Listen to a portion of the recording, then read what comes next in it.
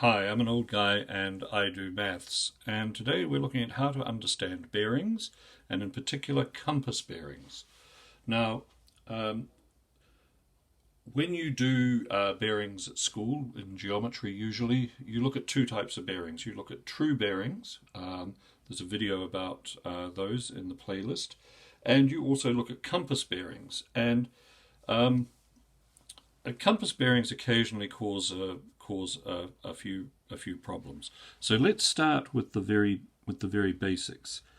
Compass bearings. A compass bearing might look like this: N 20 degrees east. So that means north 20 degrees east. And what it means is that you start from north and you move around in a clockwise direction by 20 degrees to the east. And that is what north 20 degrees east is. Above the west-east line on these drawings, everything is calibrated from north. Below it, everything is calibrated from south. Now, what does that mean? Let's take a look at this. So this is 45 degrees.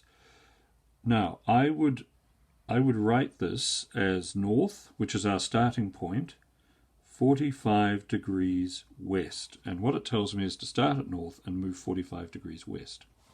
So those of you familiar with true bearings will notice an immediate difference, not just in the way that it's written, but in the way that these things are calculated.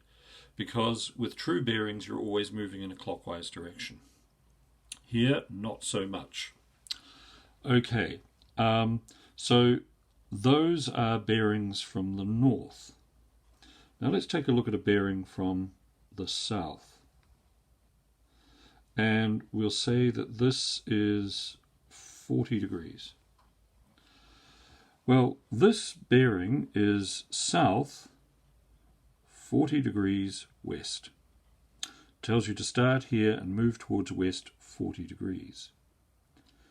Now, let's look at a slightly different problem.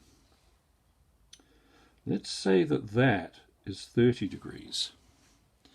Now, we are below the west-east line, which means that everything is calibrated from south. Now, the other thing that we know is that the number of degrees between south and east is 90 degrees.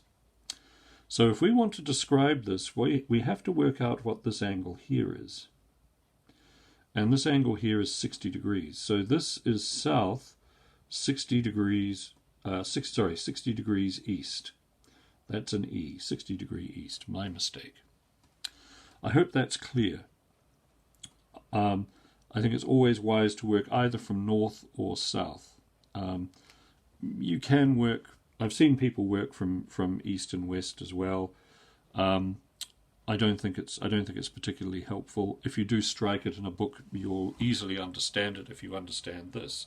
So let's take a look at a couple of other examples.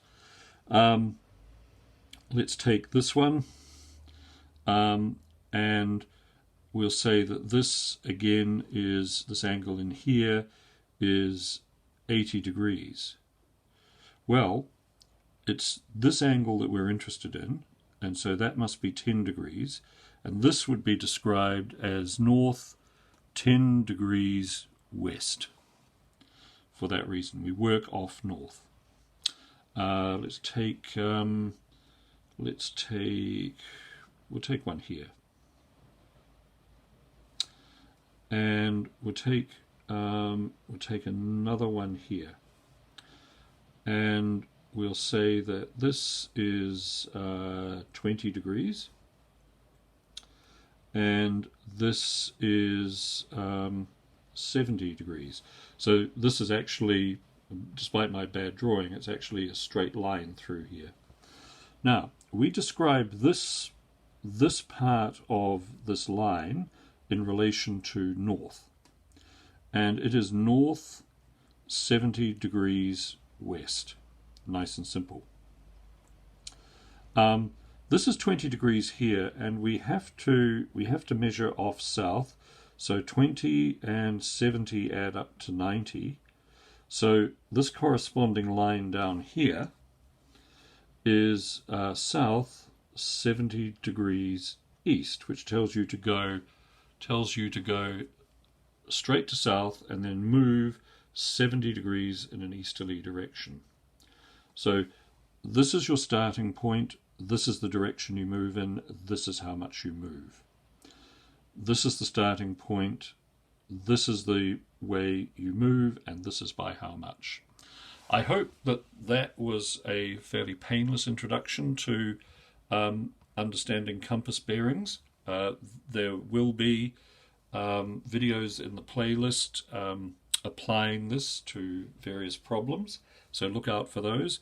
If you found this useful, please like and subscribe, and I'll see you next time. Thanks for watching. Bye.